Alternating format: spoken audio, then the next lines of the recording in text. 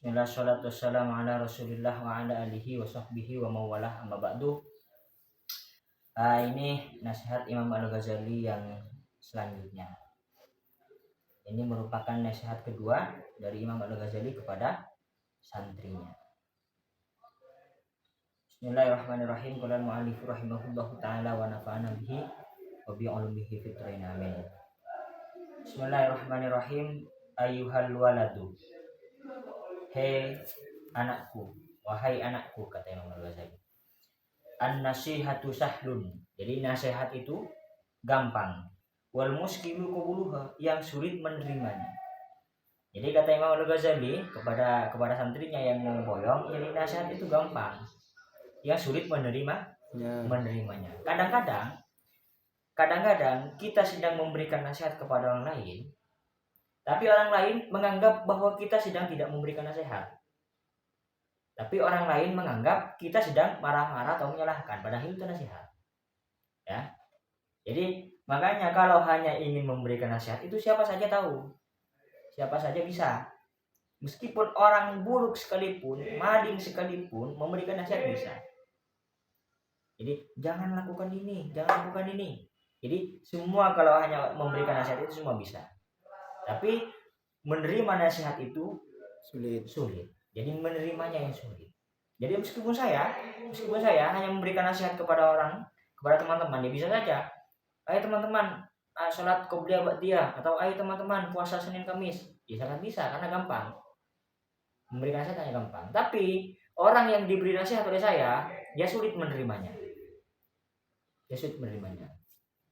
Nah, bagaimana caranya supaya nasihat itu gampang diterima oleh orang lain, jadi mudah diterima oleh orang yang diberi nasihat, maka kita terlebih dahulu melakukan apa yang dinasihatkan kepada orang lain. Jadi kita harus lebih dahulu mengerjakannya. Jadi sebelum saya misalkan memberikan nasihat kepada teman-teman saya, kepada teman-teman untuk sholat qobliyah ba'diyah, maka saya harus terlebih dahulu mengerjakan qobliyah ba'diyah. Jadi kalau saya tidak mengerjakannya, kemudian saya langsung memberikan nasihat kepada teman-teman saya untuk sholat ba'diyah qobliyah, ya sulit diterima karena saya tidak mengerjakannya. Jadi harus introspeksi dulu. Jadi tapi tidak semua nasihat atau kita sedang memberikan nasihatnya. Ya. Jadi tidak semua orang itu harus menunggu baik dulu baru memberikan nasihat. Jadi nggak harus jadi orang yang alim, nggak harus jadi ulama, nggak harus jadi tokoh. Orang itu memberikan nasihat nggak harus seperti itu. Jadi siapa saja yang memberikan nasihat, ini bagi kita. Ini siapa saja yang memberikan nasihat kepada kita, maka kita harus ikuti. Nah, ini yang dimaksud an-nasihatu sahlun wal muskilu qabuluha. Jadi sulit menerima nasihat itu, ini kalau tidak tahu cara menerima nasihat itu bagaimana, ya kan? Intinya bukan pelajar lah. Bukan pelajar. Intinya orang awam seperti itu. Jadi kalau seorang santri ya harus menerima nasihat dari siapapun, hatta maling sekalipun, perampok sekalipun. Kalau memberikan nasihat kepada kita dan nasihat itu baik, maka kita ikut. Guru saya misalkan, guru teman-teman, guru siapa saja, para kiai atau orang tua sekalipun memberikan nasihat tapi itu tidak baik, memerintahkan tidak baik, maka jangan diikuti. Jadi ikut masofa dan makandar. Jadi ambil yang baik, tinggalkan yang buruk. Undur makalah wala tandur makalah. Jadi lihat apa yang dibicarakan, tapi jangan lihat siapa yang berbicara. Meskipun maling sekalipun, perampok sekalipun, kalau memberikan nasihat yang baik, maka ikuti. Ini bagi kita khususnya, ya bagi kita, seorang pelajar, orang tahu ilmu maksudnya. Nah, terus bagaimana caranya? Caranya supaya nasihat kita diterima oleh orang lain, gampang diterima oleh orang, maka kita harus memperbaiki dulu. Kita harus introspeksi dulu. Makanya kata Imam Al-Ghazali di dalam kitab Muqaddimahnya Bidayatul Hidayah, itu beliau dawuh kayak gini. Jadi lisanul hal afsahu min lisanil maqal. lisanul hal afsahu min lisanil maqal. Bahasa tubuh itu lebih fasih dibandingkan bahasa lisan. Maksudnya bagaimana? Kita kalau mengerjakan sesuatu, mengerjakan kebaikan atau mengerjakan intinya kebaikan lah, seperti sholat misalkan, sholat sunnah misalkan, itu lebih fasih, lebih diikuti oleh orang dibandingkan saya hanya menyampaikan secara lisan. Contoh kayak gini ya, mungkin teman-teman kesulitan ngomong. Contoh kayak gini, jadi saya misalkan memberikan nasihat kepada Alan, Lan, nanti kamu setelah sholat maghrib sholat ba'diyah ya, sholat sunnah ya, ya kata kamu. Tapi Alan melihat saya tidak sholat sunnah. Jadi itu tidak ada efeknya. Jadi kalau saya sedang melaksanakan sholat dia maghrib kemudian dilihat oleh Alan, maka secara otomatis Alan akan ikut saya. Contoh misalkan orang jual skincare misalkan ya. Contoh ada orang jual skincare, ada skincare yang bisa menjadi glowing, tapi yang jual orangnya tidak glowing, maka orang lain nggak percaya, nggak mungkin percaya orang lain. Nah, seperti itu maksudnya. Jadi lisanul hal afsahu min lisanil maqal. Jadi bahasa tuh itu lebih fasih dibandingkan bahasa lisan. Kata Imam Al-Ghazali seperti itu. Terus li'annaha fi madzaki muttabi'il hawa murrun. Karena kenapa? Karena nasihat di dalam orang-orang yang mengikuti hawa nafsunya murrun, yaitu sangat pahit. Jadi nasihat bagi orang yang mengikuti hawa nafsunya itu pahit. Idzil manahi mahbuatun fi qulubihim. Karena larangan-larangan Allah Subhanahu wa taala itu sudah dicintai di dalam hati-hati mereka, itu sudah disenangi, dijadikan kebiasaan. Misalkan kebiasaannya mencuri. Jadi mencuri itu kan larangan Allah Subhanahu wa taala. Mencuri itu larangan Allah, kemudian orang itu mencuri. Sering mencuri maksudnya. Ya kan, mencuri sudah menjadi kebiasaan, sudah jadi apa? Sudah cinta di dalam hatinya, sudah senang mencuri orang itu. Ya kan? Orang sudah senang mencuri, maka diberikan nasihat sangat pahit baginya. Jangan mencuri. Mencuri itu hukumnya haram, pahit itu kepada orang-orang yang sudah senang terhadap larangan-larangan Allah. Sangat pahit sekali. Karena sudah cinta. Nah, makanya kalau cinta itu saya bahas cinta. Makanya cintailah orang yang tepat. Jangan mencintai orang yang tiba-tiba minggat.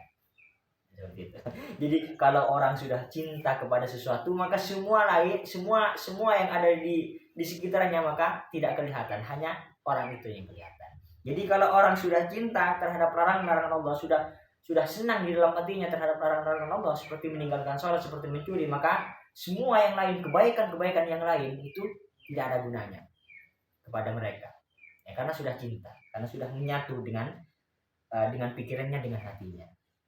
Pahit memberikan nasihat kepada orang-orang seperti itu. Alal khususi, lebih-lebih mangkana talibal ilmi ar-rasmi. Jadi lebih-lebih bagi orang yang mencari ilmu hanya bentuknya saja. Jadi al-ilmi ar-rasmi, hanya mencari ilmu secara tulisan saja, bentuknya saja. Maksudnya ilmunya tidak diamalkan. Jadi kalau memberikan nasihat kepada orang tersebut, kepada orang-orang yang hanya mencari ilmu untuk tidak diamalkan, maka itu pahit juga.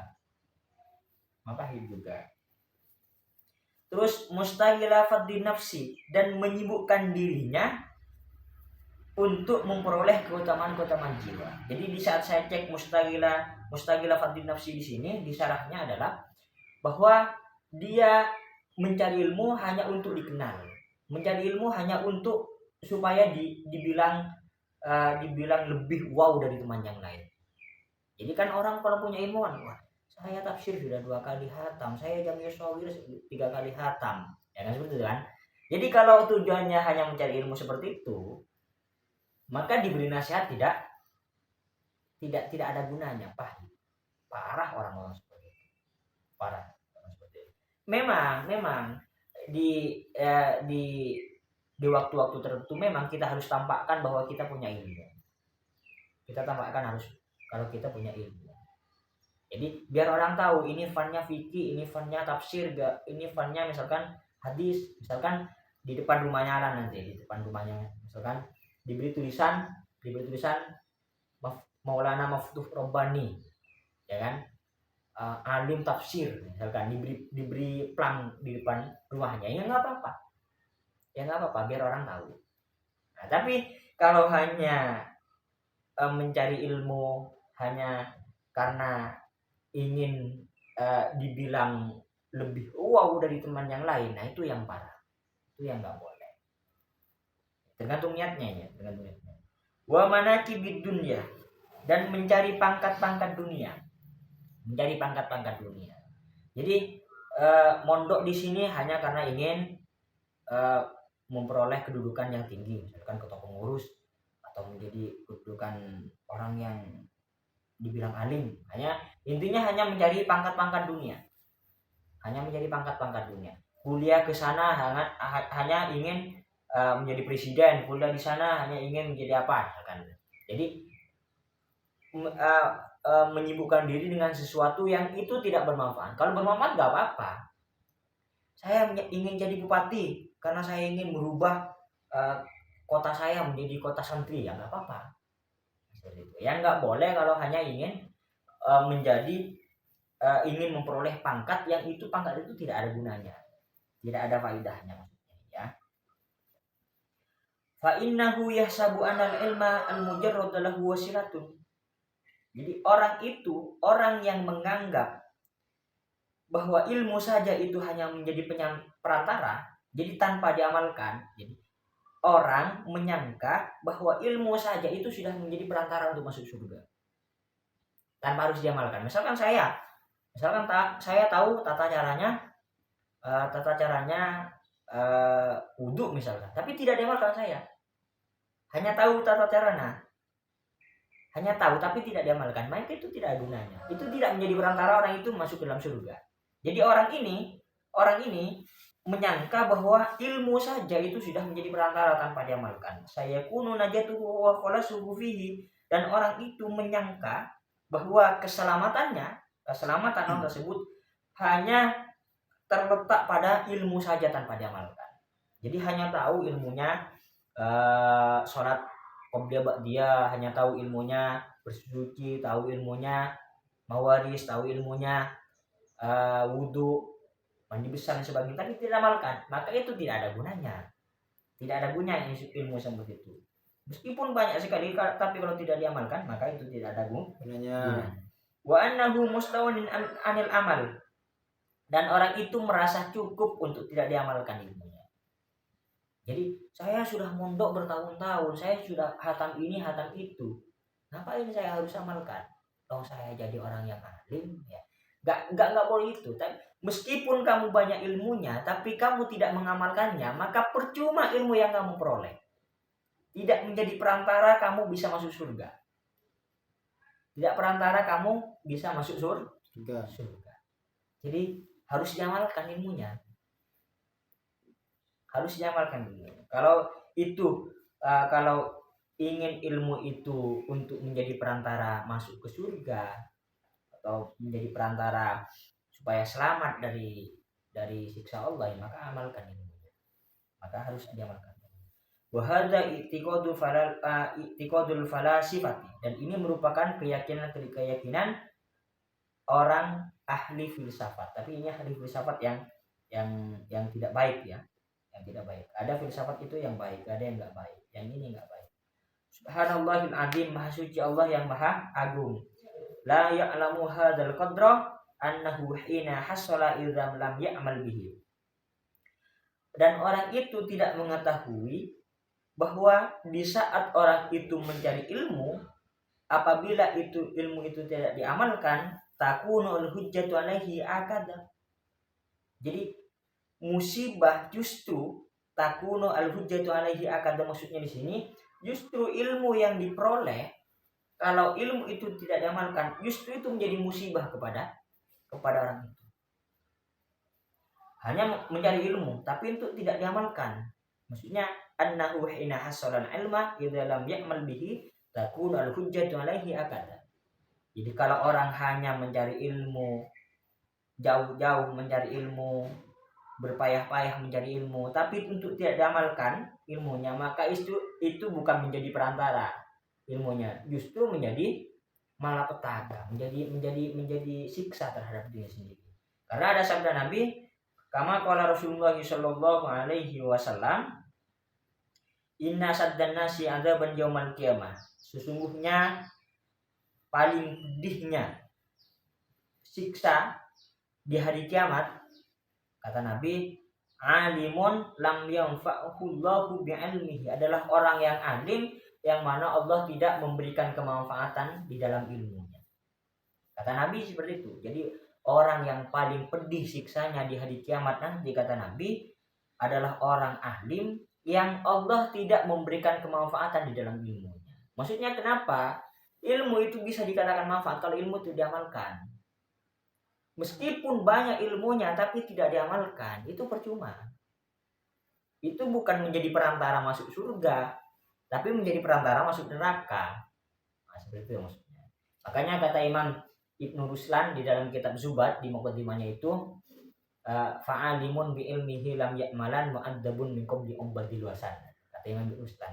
Jadi orang alim yang tidak diamalkan ilmunya, mu'adzabun min qabli umbadil wasan, maka siksanya itu lebih dulu dibandingkan orang-orang penyembah berhala, dibandingkan orang-orang kafir. Loh, ini risikonya menjadi orang yang alim tapi tidak diamalkan ilmunya. Tapi ini ya, ini catatan. Ini jangan dijadikan alasan untuk tidak mencari ilmu. Nah, kadang-kadang teman-teman mencari alasan, saya takut nanti ilmunya nggak diamalkan kemudian disiksa oleh Allah. Jangan seperti itu. Jadi mencari ilmu hukumnya tetap wajib. Mencari ilmu, ya diamalkan ilmunya. Maksudnya yang disiksa, orang itu disiksa sebelum orang-orang kafir, itu kalau hanya mencari ilmu tapi untuk tidak diamalkan. Mencari ilmu hanya supaya dibilang wow, lebih alim dari temannya, tapi untuk tidak diamalkan maksudnya. Jadi kalau orang mencari ilmu diamalkan itu bagus. Nah, makanya orang ahli ilmu, orang yang alim itu lebih utama dibandingkan orang yang ahli ibadah. Makanya orang yang alim itu lebih utama dibandingkan orang yang ahli ibadah. Nah, seperti itu. Ya makanya cari ilmu kemudian amalkan supaya menjadi perantara masuk surga. Kalau tidak diamalkan, maka menjadi perantara masuk neraka. Ya karena kata Nabi, inna saddan nasi adzaban yaumil qiyamah alimun lam yanfa'hu Allahu bi'ilmihi. Ini kata Nabi. Tapi sekali lagi ini jangan dijadikan alasan untuk tidak mencari ilmu. Tetap mencari ilmu hukumnya wajib. Wa ruwiya anna Junaidan qaddasallahu ruhahu al-aziz. Diriwayatkan sungguhnya Imam Junaid al-Baghdadi. Ru'ya fil manami ba'da mautihi. Di suatu ketika ada orang yang bermimpi bertemu Imam Junaid setelah Imam Junaid meninggal. Setelah Imam Junaid wafat, ada orang yang bermimpi bertemu yang Junaid di dalam mimpinya. Faqila lahu, maka ditanyakan kepada Imam Junaid, mal khabaru ya Abul Qasim, bagaimana keadaanmu? Bagaimana kabarmu hai Abul Qasim? Karena Imam Junaid al-Baghdadi ini dipanggil Abul Qasim. Mal khabaru ya Abul Qasim? Bagaimana kabarmu? Bagaimana keadaanmu hai Abul Qasim? Qala, kemudian Imam Junaid menjawab, tahat al-ibaratu. Jadi musnah ibarat. Maksudnya tulisan ilmu yang hanya berupa tulisan saja tidak diamalkan. Wa faniyat al-isyaratu, dan musnah juga isyarat-isyarat dari para ulama. Isyarat dari para ulama misalkan toharo seperti ini hukumnya, kalau wudu seperti ini tata kan itu isyarat dari para ulama. Tapi itu tidak diamalkan, hanya tahu saja. Wa ma nafa'atna illa rakaatun raka'na fi jawfil lail. Tidak memberikan kemanfaatan bagi kita, kata Imam Junaid, tidak memberikan kemanfaatan bagi kita kecuali rakaat-rakaat yang pernah aku kerjakan di pertengahan malam.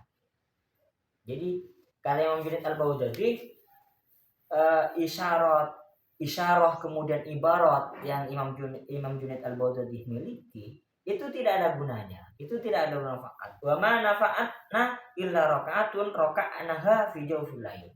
Jadi yang hanya memberikan kemanfaatan baginya hanyalah rakaat, maksudnya sholat yang dikerjakan di pertengahan malam. Maksudnya ini bagaimana? Maksudnya ini adalah ilmu yang sudah diperoleh diamalkan. Kan kita akan hanya tahu bahwa sholat tahajud itu fadilahnya sangat besar, tapi tidak diamalkan. Nah, seperti itu kan? Maka kalau kita hanya sebatas tahu bahwa sholat tahajud fadilahnya seperti ini tapi tidak diamalkan, maka itu tidak ada gunanya. Itu kapan bisa bermanfaat? Di saat kita melaksanakannya. Nah, seperti itu ya.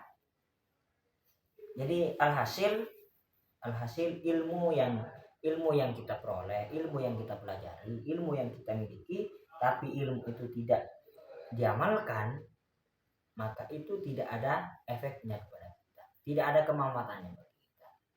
Itu tidak menjadi perantara kita bisa menuju surga. Tidak cukup hanya mencari ilmu kita masuk surga, tapi kita harus mengamalkannya apa ilmu yang kita miliki, apa yang kita peroleh. Mungkin sampai di sini dulu. Ada pertanyaan? Ada. Mungkin sampai di sini dulu. Lebihnya mohon maaf. Wallahu a'lam. Bisa.